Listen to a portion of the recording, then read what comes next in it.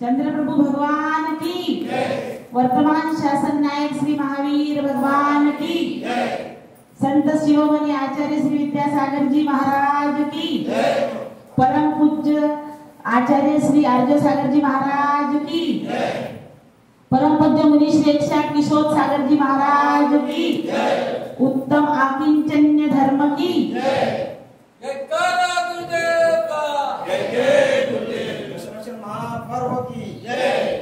परम दिगंबर मुनिवर देखे हृदय हर्षित होता है, आनंद उल्लसित होता है। हो सम्यक दर्शन होता है। वास जिनका वन उपवन में गिरी शिखर के नदी तटे, गिरी शिखर के नदी तटे। वास जिनका चित्त गुफा में आत्म आनंद में रमे, आत्म आनंद में रमे। परम दिगंबर मुनिवर देखे हृदय हर्षित होता है, आनंद उल्लसित होता है। ओ सम्यक दर्शन होता है। चाह नहीं है राज्य की, चाह ओम नमः सिद्धेभ्यः, ओम नमः सिद्धेभ्यः। सिद्धं संपूर्ण भव्यार्थं सिद्धे कारण उत्तमं, प्रशस्त दर्शन ज्ञान चारित्र प्रतिपादनम्। हरिहंत जय जय सिद्ध प्रभु जय जय,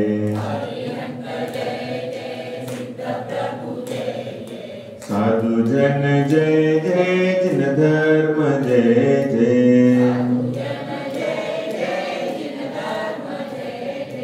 हरिहंत मंगलम सिद्ध प्रभु मंगलम, साधु जन मंगलम जिन धर्म मंगलम। हरिहंत उत्तमा सिद्ध प्रभु उत्तमा, साधु जन उत्तमा जिन धर्म उत्तमा।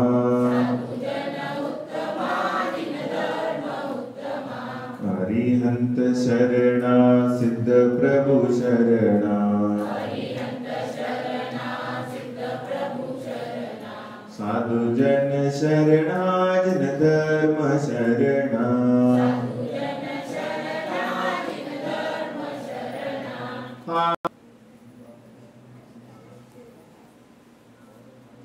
रही संपदा आपदा प्रभु से हमें बचाए, रही संपदा आपदा प्रभु से हमें बचाए।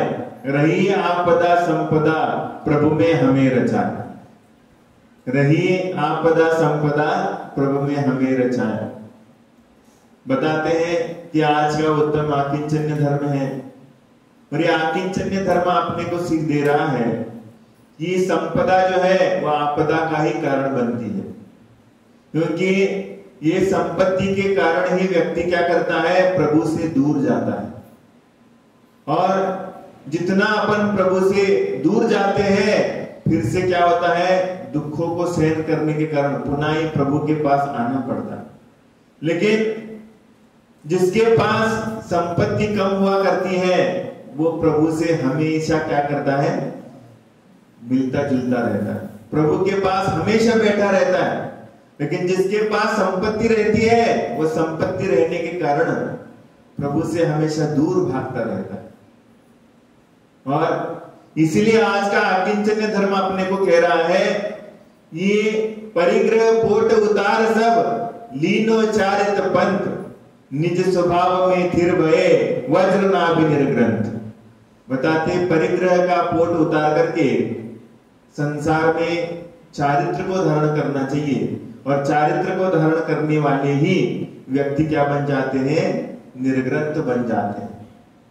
तो बताते हैं कि आज का अकिंचन धर्म, कल अपने लिए त्याग धर्म के बारे में बताया कि त्याग माने क्या होता है, श्रावक दान के माध्यम से त्याग करता है, और मुनिराज समस्त क्रियाओं के पाप का त्याग करते हुए अपने जीवन में आगे बढ़ते हैं। तो ये उत्तम त्याग धर्म जीवन में आप जो कुछ भी कमाते हो वो क्या करना चाहिए, वो दान में देने के कारण क्या है, आपका ये धर्म पलेगा। और मुनिराजों को जितने पाप के कार्य हैं उतना त्याग करते हुए जाएंगे तो उनके जीवन में त्याग धर्म का विकास होता जाएगा। ये उत्तम त्याग धर्म है, ये सर्वोत्कृष्ट त्याग धर्म है, और वो त्याग धर्म जिसके पास होता है उसके सामने सभी लोग झुक जाते हैं। तो ये कल का धर्म हुआ जो अपने को त्याग की शिक्षा देके गया, लेकिन आज का धर्म कह रहा है कि तुम्हारे जीवन में पैसा ही सब कुछ नहीं होता, हाँ? पैसे से हट करके भी तुम्हें कुछ ना कुछ तो करना पड़ेगा। तो ये आकिंचन्य धर्म कह रहा है तुम्हारी वस्तु कौन सी है, तुम्हारी वस्तु बस तुम्हारी आत्मा है।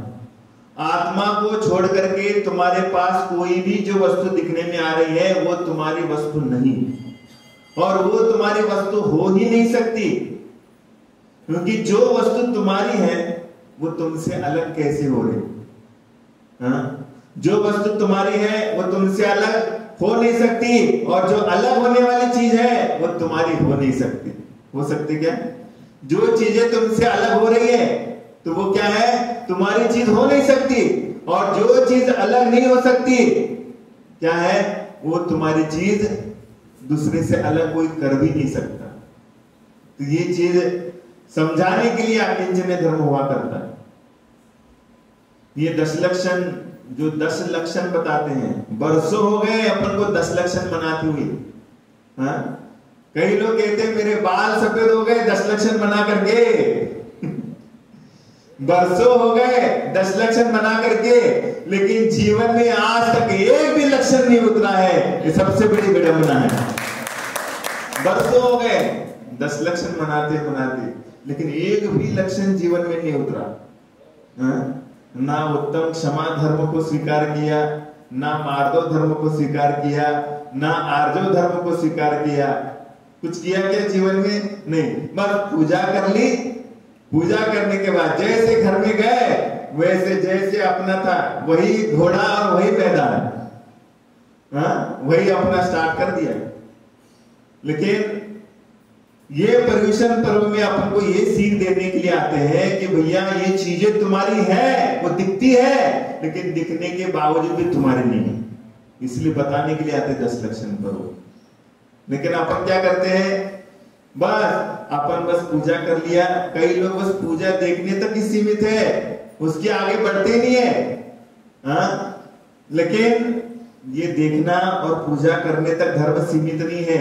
जैन धर्म कहता है पूजा करना तो ठीक है, लेकिन पूजा करने के बाद तुम भी पूज्य बन जाओ, ऐसा पुरुषार्थ करना है तुम्हारा धर्म होता है। ये जैन धर्म सिखाता है। बस पूजा करना ही, सभी संप्रदाय तुम्हें पूजा ही करना सिखाएंगे, तुम बस पूजा करो भगवान की। कोई संप्रदाय तुम्हें भगवान बनाने की शिक्षा देता है? कोई बताता है? सब सारे संप्रदाय कहेंगे कि भगवान है, बस तुम उसकी पूजा करो। लेकिन जैन धर्म कहता है कि भगवान की पूजा तो करो ही करो, लेकिन तुम भी भगवान हो, इसकी शिक्षा जैन धर्म देता है। तुम भी भगवान बन सकते हो, तुम्हारे अंदर भी भगवान आत्मा विराजमान है, और उसको पहचानने का जरिया तुम्हारे पास होना चाहिए, इसकी शिक्षा देने का काम जैन धर्म करता है। और जो इसको चीज समझता है वो भगवान बन जाता है, वो भगवान बन करके अपना आत्महित कर लेता है। लेकिन जो इस चीज को नहीं समझता है, बस पूजा करने में ही धर्म मानता है, वो बस पुजारी बन करके रह जाता है, वो भगवान बनता ही नहीं। क्योंकि भगवान बताए कि भगवान ने बताया कि गौतम स्वामी ने प्रश्न किया, भगवान मैं कैसे सुखी हो सकता हूं? मैं कैसे सुखी हो सकता हूं? तो कहने लगे, आप वो भगवान से कहते, गौतम स्वामी आप मेरे लिए सुखी बनाओ। तो महावीर स्वामी कहते हैं, मैं तुम्हें सुखी नहीं बना सकता। क्या है? मैं तुम्हें सुखी नहीं बना सकता, लेकिन मैं तुम्हारे लिए सुखी बनने का रास्ता जरूर बता सकता हूं। सुखी बनने का रास्ता बता सकता हूं कि नहीं? मैं आपको सुखी कर सकता हूं क्या? कर सकता हूं? नहीं, लेकिन तुम्हारे लिए सुखी करने का रास्ता जरूर बता सकता हूं। ये रास्ता जो है, इस रास्ते पे चलोगे तो तुम सुखी हो जाओगे, और इस रास्ते से भटक करके दूसरे रास्ते पर जाने का प्रयास करोगे तो आपका क्या होगा? आपका रास्ता भटकने के कारण आप दुखी हो जाओगे। इसलिए संसार में अपन क्या करते हैं? संसार में समझते हैं कि संपत्ति के कारण मैं सुखी हूं, मेरे पास पैसा है इसलिए मेरे जीवन में कोई दुख नहीं आएगा, मेरे पास पैसा है इसलिए मेरे सारे नाती पोते बच्चे सारे मेरी आज्ञा में चलेंगे, सारे लोग मेरे लिए सम्मान करेंगे। ये अपन सोचते हैं, लेकिन ये अपना भ्रम है। ये सबसे बड़ा भ्रम है कि मेरे पास संपदा है इसलिए मेरे लिए पूछ होगी, मेरे लोग आगे पीछे भागेंगे। लेकिन संपत्ति के कारण आगे पीछे नहीं भागते हैं, वो आपके पुण्य के कारण आगे पीछे भागते हैं। आपका जब तक पुण्य का उदय रहता है तब तक वो आपकी आज्ञा में रहते हैं, और जिस दिन तुम्हारा पुण्य क्षीण हो गया, जिस दिन तुम्हारा पुण्य बर्बाद हो गया, उस दिन भले भले राजा लोग भी क्या करते हैं? कटोरा लेकर के भीख मांगते हुए देखे गए हैं। बड़े बड़े राजा जिनके इतना बड़ा बड़ा नाम और इतने बड़े बड़े राज्य थे, फिर भी उनको समय ने जब ठोकर मारी तो क्या होता है? उनको भी अपने हाथ में कटोरा लेकर के भिक्षांदेही करना पड़ा। इसलिए ये आज का अकिंचन धर्म आपको शिक्षा दे रहा है कि कभी भी संपत्ति के पीछे भागो मत।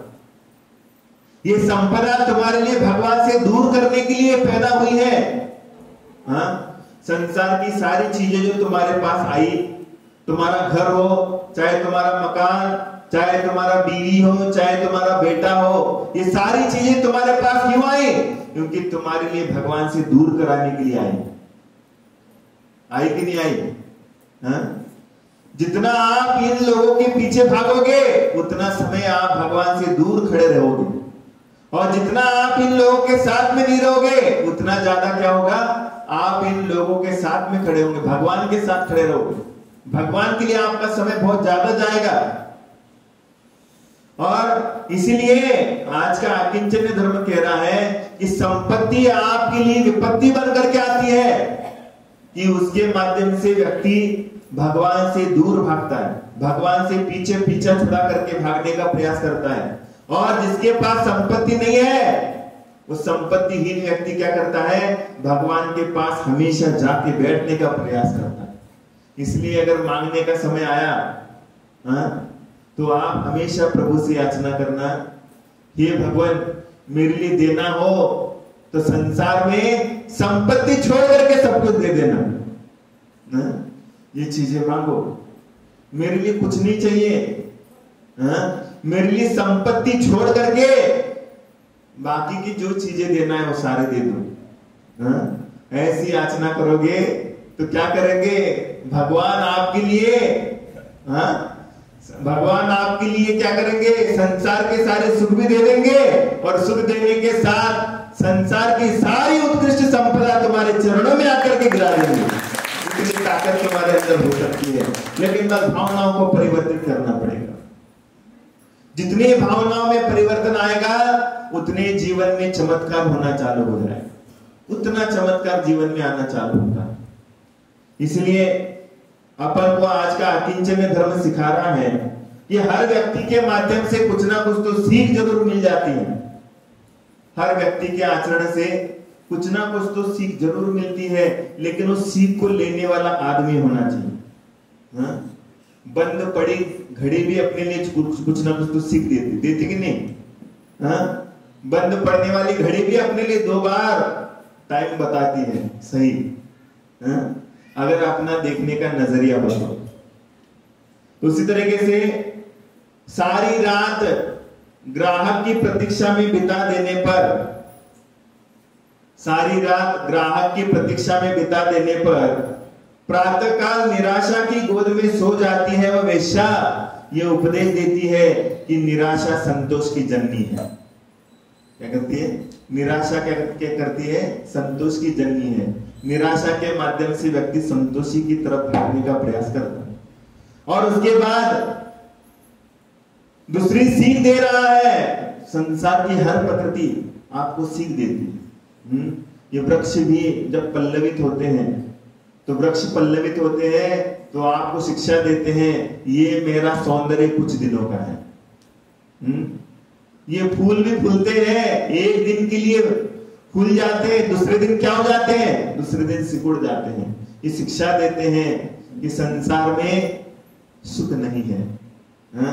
तो उस तरीके से रोटी का टुकड़ा पंजों में दबाए हुए उड़ी जा रही है वह चील। चील क्या कर रही है? अपने पंजे में रोटी का टुकड़ा दबा करके क्या कर रही है? जा रही है। और जैसे उसने रोटी का टुकड़ा पंजे में दबाया तो उधर देखते हुए हजारों चीलें उसके पीछे आकर के झपट्टा मार देती, उसके ऊपर क्या करती है? झपट्टा मारना चालू कर देती, और उसी पर झपट जाती है। और जब रोटी का टुकड़ा पंजे से छूट करके नीचे गिर जाता है तो क्या हो जाता है? तो उनकी लड़ाई बंद हुआ करती है। तो ये चील भी अपने लिए शिक्षा दे रही है कि जब तक तुम्हारे अंदर परिग्रह है, जब तक तुमने दूसरे की वस्तु को पकड़ करके रखा है, तब तक तुम्हारे प्रति कोई की सद्भावना नहीं होगी। वो कर्म तुम्हारे लिए क्या करेंगे? नीचे गिराने के लिए कारण बनेंगे, तब तक तुम शत्रु बनोगे। और हम सबको दुखी करने वाला परिग्रह होता है। और यह देखो, दाल को धो करके उससे छिलका जुदा करने वाली है कहारिन। क्या करती है? कहारिन होती है जो दाल बनाने का काम करते हैं। तो दाल धो करके उसका छिलका जुदा करने वाली कहारिन है, उपदेश दे रही है कि आत्मा शरीर से भिन्न है। आत्मा क्या है? शरीर से भिन्न है। तो ये सारी शिक्षा अपने जीवन में हर व्यक्ति, हर चीज अपने को देता है। व्यक्ति का जन्मदिन भी आता है तो जन्मदिन भी आपके लिए शिक्षा देता है। क्या शिक्षा देता है? गाठ से गया 1 साल, गाठ से गया 1 साल, तो वर्षगांठ क्यों? तुम्हारे गांठ से क्या हो गया? 1 साल निकल गया। तो क्या करना चाहिए? तो तुम्हें उसका खुशी मनाना चाहिए, क्या उसके ऊपर विचार करना चाहिए? मेरे जीवन में से 1 साल चला गया तो इसके लिए अपन को खुशी मनाना चाहिए कि इसके ऊपर चिंतन करना चाहिए, विचार करना चाहिए कि भैया मेरे गांठ में से 1 साल निकल गया, अब तक मैंने क्या प्राप्त किया, इसके लिए आपको विचार करना चाहिए। लेकिन दुनिया उल्टा करती है। क्या है? मैरिज एनिवर्सरी हो गई, शादी की गांठ, वर्षगांठ है शादी की, तो क्या करते हैं? पुनः शादी का रूप बना लेते हैं। क्या करते हैं? यादें ताजा करते हैं कि पुनः दूल्हा दुल्हन बन जाते और पुनः शादी हो जाती। पुनः शादी करते और उनके बच्चे तालियां बजाते, मम्मी पापा की पुनः शादी हो गई, पुनः शादी हो गई। लेकिन भैया ये वर्षगांठ तुम्हारी आई शादी की, लेकिन तुमने शादी के माध्यम से सीखा क्या? ये करने के लिए वर्षगांठ आती है हर साल, इसके लिए वर्षगांठ होती है। तुमने अभी तक प्राप्त क्या किया? जन्म दिवस भी आता है तो तुमने जीवन में अभी तक क्या प्राप्त किया, इसके लिए आता है। लेकिन आजकल अपन गलत बहाव में बह करके उसका अलग तरीके से प्रेजेंटेशन कर रहे हैं। अपने लिए क्या कर रहे हैं? वही चीजों को, इतिहास को पुनरावृत्ति करने का प्रयास कर रहे हैं। तो ये सारी चीजें कर करके अपन अपने आप को दुखी बनाते हैं। लेकिन आज अपने को एक जैन धर्म कह रहा है कि जो गलतियां तुमने करी उस गलती को तुम 100 बार करो, लेकिन 100 गलतियां करना जरूर, लेकिन जो गलती तुमने करी उसको दोहराना नहीं चाहिए। ये सीख तुम्हारे लिए जैन धर्म देता है। गलतियां करो 1000, लेकिन 1000 गलतियां करने के बावजूद भी उन 1000 गलतियों को पुनः कभी दोहराना नहीं। इसके लिए क्या है, सीख देने वाला जैन धर्म होता है। तो एक बार ऐसा हुआ कि एक महाराज विहार कर रहे थे, और विहार कर रहे थे तो एक गाड़ी वाला आया, और गाड़ी वाला आया और कहने लगा, महाराज जी बस्ती किस तरफ है? महाराज जी को पूछा उसने कि महाराज जी बताइए कि बस्ती किस तरफ है? तो फिर महाराज जी ने हाथ के इशारे से बता दिया, बस्ती उस तरफ है। हाँ, और बस्ती उस तरफ है ऐसा इशारा कर दिया। तो इशारा करने के बाद वो गाड़ी लेकर के चला गया उस तरफ, और जैसे ही जाता है वहां पर जाकर के देखता है तो वहां पर तो लाशें जल रही थी। वहां पर लाशें जल रही थी, वहां पर तो बहुत घना शमशान घाट था। और वहां जाता है और जाकर के गुस्सा हो जाता है, कहने लगे किस पागल को मैंने पता पूछा, किस पागल को पता पूछा कि बस्ती कहां पर है, तो बस्ती का पता कहां पर बता दिया, मरघट का रास्ता बता दिया मेरे को। तो फिर वही गाड़ी से पुनः आता है, और पुनः आने के बाद महाराज जी को पूछता है, क्यों महाराज तुम साधु बने हो, तुम्हें अकल नहीं है क्या? बस्ती किसे कहते हैं और शमशान घाट मरघट किसे कहते हैं? आपको अकल नहीं है? समझ में नहीं आता है कि मरघट किसे कहा जाता है और बस्ती किसे कहा जाता है? तो साधु हंसने लगे, कहने लगे भैया मैं तो बहुत पागल आदमी हूं। कहने लगे तुम बहुत होशियार आदमी हो, मैं पागल हूं लेकिन तुम बहुत होशियार हो। कहने लगे अब तुम्हें बताओ मेरे लिए बस्ती किसे कहते हैं? तो वो कहने लगा जहां पर लोग बस जाते हैं उसको बस्ती कहते हैं। अब ये बताओ कि मरघट किसे कहते हैं? तो कहते हैं कि जहां पर लोग उजड़ जाते हैं उसको क्या कहते हैं? उसको मरघट कहते हैं। क्या है? सुन लो कान खोल करके, कि उसने क्या जवाब दिया? जवाब तो उसी के द्वारा निकाल दिया। बस्ती किसे कहते हैं? बोलो तुम लोग, बस्ती किसे कहते हैं? जहां पर लोग बसते हैं उसको क्या कहते हैं? बस्ती। और मरघट किसे कहा जाता है? जहां पर लोग गुजर जाते हैं उसको क्या कहते हैं? उसको मरघट कहते हैं। तो कहने लगे आप जहां पर जाकर के रह रहे हो वहां पर तो मेरे, आप तुम्हें बताओ तुम जहां पर जाने की चेष्टा कर रहे हो वहां आदमी हर दिन उजड़ रहा है कि नहीं उजड़ रहा? हर दिन मर रहा है कि नहीं मर रहा है? हर दिन मर रहा है। कहने लगे तुम जिस जगह पर जाने की सोच रहे हो वहां का आदमी तो क्या हो रहा है? हर दिन उजड़ रहा है, और जहां जाकर के बस जाता है वहां से वो पुनः कभी वापिस नहीं आता है। तो तुम्हें बताओ कि बस्ती किसे कहा जाएगा? मरा हुआ आदमी कभी वापस आता क्या तुम्हारे? आता है क्या? और जो आदमी यहां बसता है वो मरता कि नहीं मरता? तो तुम बताओ सही मायने में मरघट किसे कहा जाएगा? जो तुम्हारी दृष्टिकोण में बस्ती बैठी है वो सही मायने में बस्ती नहीं है, वो तो मरघट है। और जहां पर व्यक्ति को जलाया जाता है वो सही मायने में बस्ती है। वो सही मायने में बस्ती है। इसलिए आपकी अकल ठिकाने लाने के लिए संतों को सारा त्याग कर करके ये दिगंबर भेष बन करके सबके सामने आना पड़ता है कि संसार का सच क्या है। ये बताने के लिए साधुओं को आना पड़ता है। क्योंकि संसार का सही अस्तित्व क्या है ये समझाने की स्थिति बस संतों में हुआ करती है। सामान्य व्यक्तियों में उतनी अकल नहीं रहती। वो तो किसी को भी बस्ती कह देगा, लेकिन वो बस्ती असल में है ही नहीं, क्योंकि वो बस्ती उजाड़ दी जाती है, वो हर दिन उजड़ रही है। वो बस्ती क्या हो रही है? हर दिन उजड़ रही है। और जहां पर व्यक्ति बस जाता है वहां पर आदमी कभी आ नहीं रहा, वो वहीं पर बस जाता हो। इसलिए वो मरघट नहीं है, वो तो बस्ती है। और तुम जहां पर रह रहे हो वो बस्ती नहीं है, वो तुम मरघट है। ये सिखाने वाला अकिंचन्य धर्म है। ये सीख तुम्हें दे रहा है कि जीवन में इन चीजों को बहुत अच्छे तरीके से समझना चाहिए। 4 चीजें होती हैं जो व्यक्ति के पास कभी भी टिकते नहीं। सबसे पहली चीज है कि साधु के हाथ में धन कभी टिकता नहीं। साधु है तो उसके हाथ में धन टिकता है क्या? कभी टिकेगा नहीं।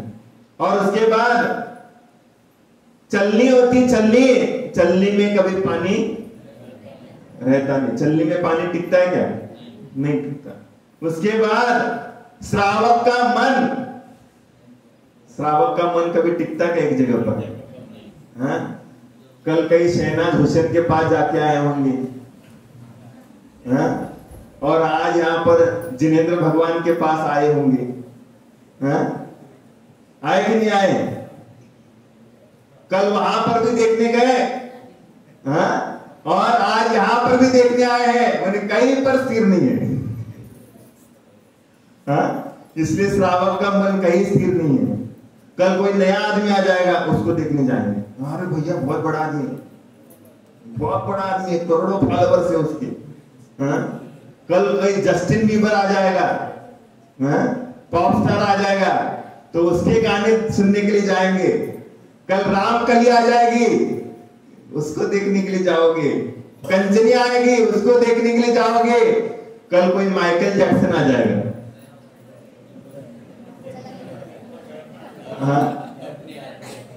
कल माइकल जैक्सन आ जाएगा, उसको भी देखने के लिए जाओगे। इसलिए श्रावक का मन कभी टिकता नहीं। कभी भी। इसलिए कोई कहता है महाराज जी आप कोई ऐसा शॉर्टकट बताइए जिसके माध्यम से मैं अपने आप को ध्यानस्थ करूं, मैं भी ध्यान करूं। तो भैया अगर तुम्हारी अवस्था में ध्यान हो जाता तो हम काय के लिए इतने पागल बनते? अगर तुम्हारी अवस्था में अगर ध्यान जम जाता आत्मा की तरफ, तो इतना बड़ा त्याग करने का क्या मतलब था? इतना त्याग करने की कोई आवश्यकता थी क्या? इसलिए श्रावक का मन कभी भी नहीं टिक सकता, कितना भी वो धार्मिक व्यक्ति वाला हो, लेकिन उसका मन कभी टिक नहीं सकता। और उसके बाद चौथा है संत पुरुषों के पैर कभी टिक नहीं सकते। संतों के पैर कभी एक जगह टिकते क्या? श्रावक का मन कभी टिकता नहीं है, और संतों का पैर कभी एक जगह टिकते ही नहीं है। फेविकॉल का मजबूत जोड़ है क्या? संत कभी भी एक जगह पर जमते नहीं, कभी भी नहीं जमेंगे। क्यों? वो ये संसार के रहस्य को जानते हैं। इसलिए ये 4 चीजें संसार में कभी नहीं टिकने वाली, कभी नहीं टिकेगी। और 4 चीजें जो होती है वो कभी भरती नहीं है। एक चीज है गांव का शमशान, कभी भरती है क्या? मूर्तिजापुर के सारे लोग वहां पर जाएंगे, फिर भी भरेगा क्या? बोलो, भरेगा क्या शमशान? नहीं भरेगा। और उसके बाद दूसरा है लोभ का गड्ढा। लोभ का गड्ढा कभी भरता है क्या? आज तुमने दिन भर में 20,000 कमाए, दूसरे दिन टारगेट देते हैं, देखो अब उसको ताली बज। कई लोग क्या नौकरी करते हैं, नौकरी करने के बाद उनको टारगेट देते हैं। टारगेट क्या देते हैं कि भैया तेरे लिए इतना बिजनेस करना है, तो वो बिजनेस कर देता है।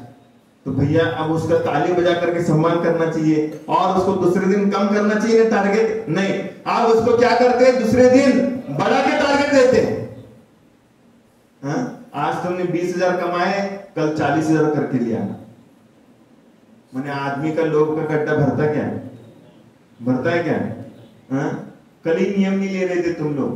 50,000 के ऊपर मेरी कमाई है क्या? क्या वो है भी नहीं किसी की, लेकिन लेता भी नहीं नियम। हाँ? हम ज्यादा से ज्यादा बोले 1 लाख 1 लाख रुपए, 1 लाख रुपए से 1 रुपया भी ज्यादा नहीं लेंगे, ये नियम लो, कोई ले नहीं रहा। हाँ? इसलिए कह रहा हूं लोभ का गड्ढा कभी भरता नहीं। हाँ? और उसके बाद पानी का समंदर, समंदर कभी भरता है क्या? हाँ? कितने साल हो गए नदियां जमा रही हो रही नहीं वहां पे, समंदर में जा रही कि नहीं जा रही, फिर भी भर रहा है क्या वो? हाँ? कभी कहता है समंदर ए नदी तू रुक जा भैया मेरा पेट भर गया? कभी कहता है क्या? इस समंदर भी कभी नहीं भरने वाला है। और चौथी चीज होती है मनुष्य का मन। 4 जाति के देव हैं, 4 जाति के माने 4 गति के जीव है, लेकिन 4 गतियों की जीव तो अपने आप में क्या हो जाएंगे? भर लेंगे अपने मन को, लेकिन मनुष्यों का मन नहीं भर सकता। हाँ? देव गति के देव फिर भी अपने आप की संतुष्टि कर लेंगे, तिर्यंच भी अपने आप को समाधान कर लेंगे। हाँ? अपने सामने जितनी घास आई उसको देख करके शांत हो जाएंगे।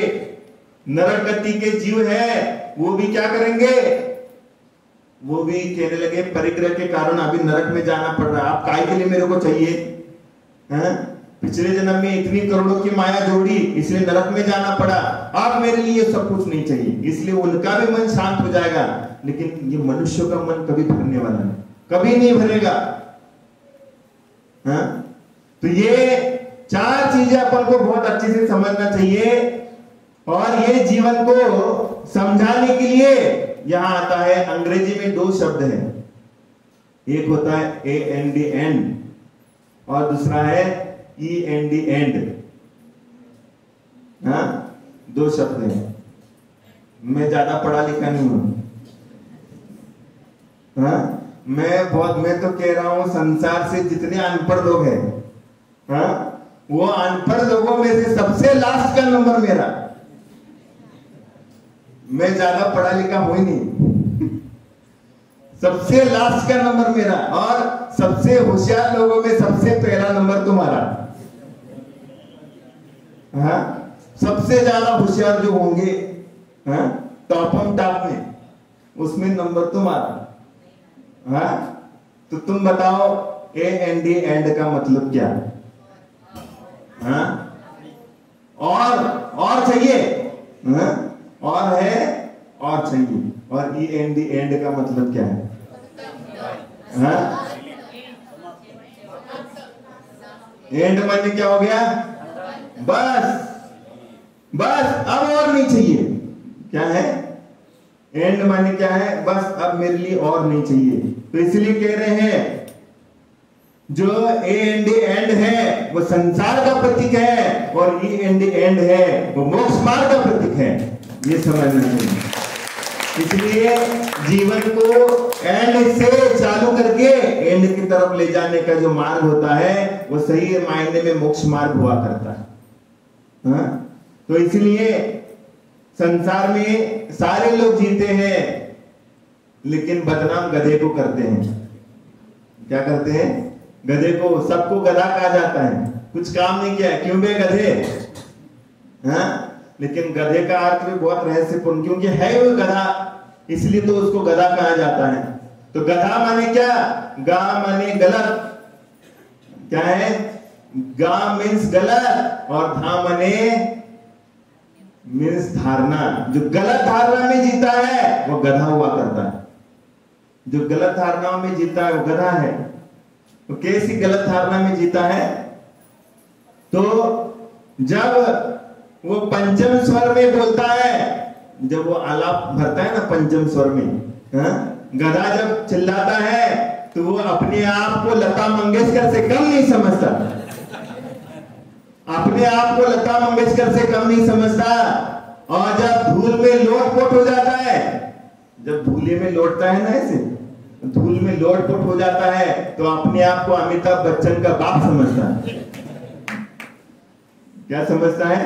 अमिताभ बच्चन का बाप समझता है। इसलिए गलत धारणा में जीता, कहने लगा मैं सबसे बड़ा, मैं सबसे अच्छा।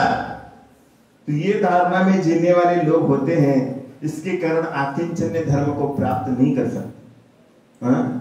और आकिंचन्य धर्म को प्राप्त करना है तो सबसे पहले गलत धारणा को मिटाओ कि ये परिग्रह मेरे पास का नहीं है, ये मेरा हो नहीं सकता, मेरा बस आत्मा है। एको हम निर्मम शुद्धो ज्ञानी योगेंद्र गोचरहा बाह्या संयोग जा भावा मत सर्वे सर्वदा। ये क्या है? ये सब संयोग है तुम्हारे लिए, और ये संयोग वियोगात्मक है। और ये इससे अगर बाहर निकालना है तो बहुत कुछ रहस्य को समझना पड़ेगा। तो एक बार गणेश प्रसाद जी वर्णी जी थे। क्या है? गणेश प्रसाद वर्णी जी को यहाँ के लोग नहीं जानते। जानते क्या? नहीं जानते तुम लोग। जो असाटी समुदाय के थे, जो जैन तो नहीं थे लेकिन असाटी संप्रदाय के थे, लेकिन वो उनका मकान जो था, उनका मकान जिन मंदिर के बाजू में था। यहाँ पर जिनेंद्र भगवान का जिनालय है और जिनेंद्र भगवान के जिनालय के बाजू में उनका मकान था। तो उस जिनालय में क्या होता था? हर दिन स्वाध्याय होता था। क्या होता था? पद्म पुराण का स्वाध्याय होता था। और पद्म पुराण का स्वाध्याय वो सुनते थे। कहां पर? बैठ करके अपने चबूतरे के ऊपर, घर के चबूतरे के ऊपर बैठ करके पद्म पुराण का स्वाध्याय सुनते थे वो, क्योंकि वो जैन नहीं थे। लेकिन जब वो सुनते थे, सुनते उन्होंने जैन धर्म के तत्व को समझ लिया। और जैन धर्म के तत्व को समझ लिया और तब से उन्होंने ये प्रण लिया कि जगत में अगर कोई धर्म है तो वो जैन धर्म ही है, बाकी सब जैन धर्म के अलावा कोई धर्म नहीं। क्योंकि शाश्वत सच्चा रास्ता बताने वाला जैन धर्म ही है। तो उन्होंने वो धर्म को छोड़ दिया। और उस धर्म को छोड़ करके क्या कर दिया? जैन धर्म को स्वीकार कर लिया। और उन्होंने क्या कर दिया मालूम है? लोगों को सच्चा ज्ञान होना चाहिए। तो सच्चा ज्ञान होने के लिए क्या करना चाहिए? तो सच्चा ज्ञान होने के लिए विद्यालय होना चाहिए। तो विद्यालय बनवाने का काम गणेश प्रसाद वर्णी जी ने किया। सबसे बड़ा बुंदेलखंड का एक ओजस्वी तारा गणेश प्रसाद वर्णी जी होके गए, जो जन्म से जैन नहीं थे लेकिन इतना बड़ा उपकार करके गए कि आज सब कुछ जैन शासन की डंका उनके कारण बज रही है। कितने सारे लोगों को ज्ञान देने का काम उन्होंने किया। और वो अपना घर छोड़ दिया उन्होंने। जब जैन धर्म को समझा उन्होंने तो अपना घर छोड़ दिया, अपनी बीवी को छोड़ दिया, अपने परिवार को छोड़ दिया और छोड़ करके बस धर्म के प्रति समर्पित हो गए। तो उनकी एक धर्म माता थी, उनको एक व्यक्ति ने गोद लिया। वो जैन माता थी, उन्होंने उनको गोद लिया, जिसका नाम था चिरंजाबाई। क्या था नाम? चिरंजाबाई। वो क्या थी? वो बचपन में ही शादी हो गई थी उनकी। और क्या थी? बचपन से विडो थी, उन विधवा हो गई थी। लेकिन जैन धर्म ये कहता है महिलाओं को दोबारा शादी नहीं करना चाहिए। कभी भी संसार में आप अपना जीवन भगवान के लिए समर्पित करो, लेकिन कभी अपना जीवन पर पुरुष के लिए समर्पित मत करना, कभी भी नहीं करना चाहिए। आप भले आपके जीवन में कितनी भी कठिनाई आ जाने दो, मैं सब झेल लूंगा, लेकिन मैं कभी भी दूसरा विवाह नहीं करूंगा। ये संकल्प अपने जीवन में आना चाहिए। तब वो सती सावित्री होती है। तब सती सावित्री होती है। और अगर आपने दूसरी शादी करी तो सावित्री की व्याख्या आपके जीवन में घटित नहीं होगी। आप सती सावित्री नहीं हो सकते जीवन में। तो उसने अपने बाल्यकाल में अपने पति का वियोग जरूर सहन कर लिया, लेकिन शादी नहीं करी उसने जीवन में दूसरी। और उसके पास बहुत सारी संपत्ति थी, तो उन्होंने क्या कर दिया? गणेश प्रसाद वर्णी जी को अपना मानस पुत्र बना दिया। उनको क्या कर लिया? गोद में ले लिया और गोद में लेकर के उन्हीं के क्या कर दी, रक्षा करना चालू कर दी। हाँ, तो उन्हीं का लालन पालन करने लगी वो माता, जिसका नाम था चिरोंजाबाई। हाँ, वो चिरोंजाबाई और गणेश प्रसाद जी वर्णी दोनों भी कहां गए, एक दिन शिखर जी यात्रा करने गए। हाँ, शिखर जी यात्रा करने गए और शिखर जी की यात्रा करने गए तो तब जाकर के, पहले मोबाइल नहीं था क्या मोबाइल नहीं था, तो वहां पर चिरोंजाबाई पहुंच गई। पहुंचने के बाद 3-4 दिन हो गए और 3-4 दिन होने के बाद उनके पास एक तार आ गई। तार, पहले तार चलती थी। हाँ? तो ये तार आ गई चिरोंजाबाई के पास और उस तार में लिखा था, आपके घर में चोरी हो गई है और आप जितना जल्दी वापस आ सकते हो उतना आइए, क्योंकि आपके घर में चोरी हो गई। क्या हो गई? चोरी हो गई है, आप जल्दी से जल्दी आ जाओ। ऐसी तार आ गई। अब आपके लिए तार आ जाती तो क्या करते? वो कहने लगे, जान दो शिखर जी, तो बाद में होती रहेगी। हाँ? जाने दो शिखर जी को, लेकिन हमें तो अपना घर देखना पहले। हाँ? पहले घर देखना है, पहले घर में जाकर के बैठेंगे। हाँ? लेकिन वो भाई देखो, इसलिए कह रहा हूं, जैन धर्म से आप अंतरंग से जुड़ो, ऐसे बाहर बाहर से मत जुड़ो, अंतरंग से जुड़ो। जैन धर्म से आपका एक बाल बाका नहीं हो सकता जैन धर्म से जुड़ने के बाद, क्योंकि अंतरंग से नस नस में जिसके जिन धर्म भरा है वो व्यक्ति संसार में कभी दुखी नहीं हो सकता। दुख उसके जीवन में है नहीं। लेकिन जिसने जैन धर्म को नींव से नहीं पढ़ा है, जिसने नींव से नहीं पढ़ा जैन धर्म को, जिन शासन को जिसने नहीं पढ़ा है, वो व्यक्ति ऐसा ही भटकता रहेगा संसार में। तो वो महिला ने कहा कि भैया, उसने सबसे पहले तो गणेश प्रसाद जी को बताया नहीं, ये तार आ गई है। उसने पढ़ लिया, पढ़ने के बाद अपने चेहरे पे मुस्कान लाई। मुस्कान लाने के बाद उस कागज को ऐसा मुट्ठी में बंद कर दिया और फेंक दिया। कहने लगे, गणेश अपने लिए बहुत अच्छा मौका है। कहने लगे, अपन यहां पर 8 दिन की वंदना के लिए आए थे, लेकिन 1 महीने का विश्राम यहीं पर करेंगे शिखर जी में। 8 दिन की वंदना नहीं करेंगे, हम शिखर जी की 1 महीना तक लगातार वंदना करेंगे भगवान की। 1 महीना तक यही रहेंगे, कहने लगे। हाँ? और 1 महीना उन्होंने वहीं पर रह लिया। हाँ? वहीं पर रह लिया। जिनेंद्र भगवान की बहुत अच्छे से उपासना करी। जितना वो करना चाहती थी उससे कई गुना ज्यादा जिनेंद्र भगवान की उपासना करी और वापस लौट के गई घर में। और वापस लौट के गई, उनको समझ में आया था कि चोरी हो गई है, सामान यहाँ का वहां गिर गया था, ये सब कुछ ताला टूट गया था घर मकान का। और वो अंदर जाकर के गई तो जाकर के देखती है कि जहां पर माल रखा था ना, उस माल को एक बार के बराबर में झटका नहीं लगा था, बाकी सारी चीजों को क्या हो गया था, झटका लग गया था। हाँ? जहां पर पैसा था वहां पर चोरी हुई नहीं। हाँ? और वो चोर क्या कर गया, चोर बस आकर के ताला तोड़ करके घूम के चला गया था। ये सब कुछ प्रताप तुम्हारे पुण्य का होता है। हाँ? तुम जैसे भक्ति करते हो, तुम जैसा पुरुषार्थ करते हो, तुम जैसा अपने ये परिग्रह के प्रति आसक्ति कम कर देते हो, उतना ज्यादा चमत्कार तुम्हारे जीवन में आया करेगा। और जितना तुम आसक्ति रखोगे तो जहां पर चोरी नहीं होगी ना, वहीं पर चोरी हो जाएगी। हाँ? ये मौका होता है आपके लिए जुड़ने का, इसलिए सबसे पहले बताया, रही संपदा पदा, प्रभु से हमें भगाए। प्रभु के पास से भगाने का काम करती है संपत्ति, और प्रभु के साथ मिलाने का काम कौन करती है, विपत्ति। जितनी भी विपत्ति आती है वो अपने को प्रभु के पास ले जाने का प्रयास करती है। इसलिए संसार में ज्योतिष शास्त्र में 9 प्रकार के ग्रह बताए गए।